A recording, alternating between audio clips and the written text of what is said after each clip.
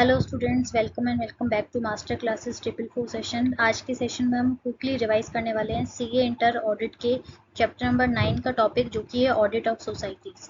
तो यहाँ पे ऑडिटर सबसे पहले चेक करेगा द गवर्निंग लेजिस्लेशन, यानी जिस एक्ट के अंदर यहाँ पे सोसाइटी, पर्टिकुलर सोसाइटी रजिस्टर्ड है।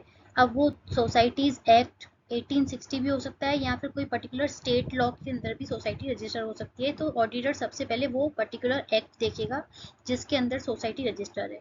सेकंड पॉइंट में ऑडिटर चेक करेगा कि सोसाइटी का ऑब्जेक्ट क्या है। अब ये चेक करेगा मेमोरेंडम ऑफ एसोसिएशन से, या फिर जो भी सोसाइटी के बायलॉज है। अब ये ऑब्जेक्टिव चैरिटेबल भी हो सकता है, सोशल, कल्चरल, एजुकेशनल एक्टिविटी, तो ये कुछ भी ऑब्जेक्ट हो सकता है।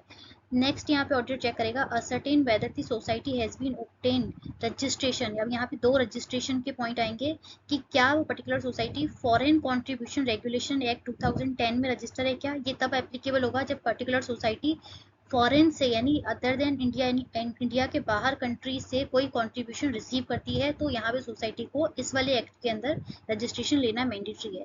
दूसरा पॉइंट ऑडिटर देखेगा कि certain whether it has also registered under the income tax act. तो क्या पर्टिकुलर इनकम टैक्स से एग्जिम्पशन लेने के लिए सोसाइटी ने इनकम टैक्स एक्ट में भी रजिस्ट्रेशन करवाया है कि नहीं करवाया है। नेक्स्ट पॉइंट यहाँ पे ऑडिटर देखेगा obtain the understanding of the internal control to design the audit procedure, ताकि उस हिसाब से इंटरनल कंट्रोल क्या है, सोसाइटी की वर्किंग किस हिसाब से हो रही है, तो ताकि वो अपना ऑडिट प्रोसीजर यहाँ पे बना सके।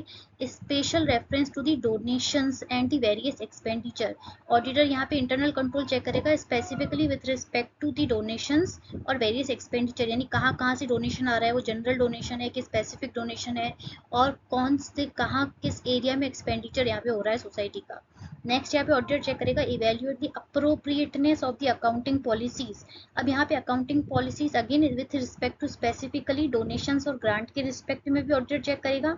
और यहाँ पे ये भी चेक करेगा अगर कोई पर्टिकुलर ग्रांट यहाँ पर आई है, अगर वो स्पेसिफिक पर्पज के लिए आई है, तो उसके रिस्पेक्ट में क्या यहाँ पे अकाउंटिंग पॉलिसी सोसाइटी अडॉप्ट कर रखी है सोसाइटी ने। Next, expenses incurred by the societies are reimbursed by, यानी अगर कोई ऐसे एक्सपेंसेस है जो सोसाइटी को रीइंबर्स्ड किए जाने हैं बाय द डोनर, यानी वो डोनर को करने थे expenses with respect to particular donation, लेकिन उस डोनर के बिहाफ पे सोसाइटी ने कोई खर्चे किए हैं, तो सोसाइटी उसको किस हिसाब से रीइंबर्स कर रही है और किस हिसाब से उसका अकाउंट्स में ट्रीटमेंट कर रही है, यहाँ पे ये ऑडिटर चेक करेगा।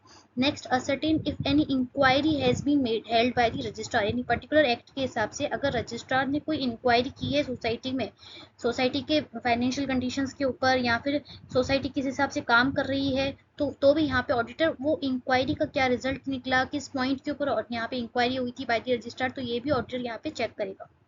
नेक्स्ट यहाँ पे लास्ट पॉइंट है असर्टेन वेदर सच एक्सपेंडिचर और दी वेस्ट। यहाँ पे इसका मतलब है कि जो भी केसेस हैं इरेगुलर, इलीगल, इम्प्रॉपर एक्सपेंडिचर के, या फिर सोसाइटी की कोई प्रॉपर्टी थी जो कि यहाँ पे गलत तरीके से उसका यूज किया गया है, तो ऐसे जो भी एक्सपेंडिचर, ऐसे जो भी केसेस हैं, तो उस रिस्पेक्ट में क्या वो ब्रीच ऑफ ट्रस्ट माना जाएगा सोसाइटी के एक्ट के अकॉर्डिंग।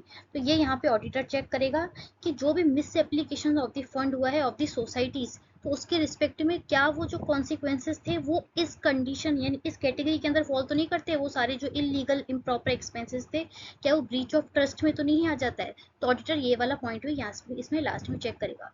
तो स्टूडेंट्स, ये था हमारा quick revision for the audit of society. तो आई होप आपके लिए बेनिफिशियल रहा होगा। For more content please like and subscribe our channel. Thank you so much.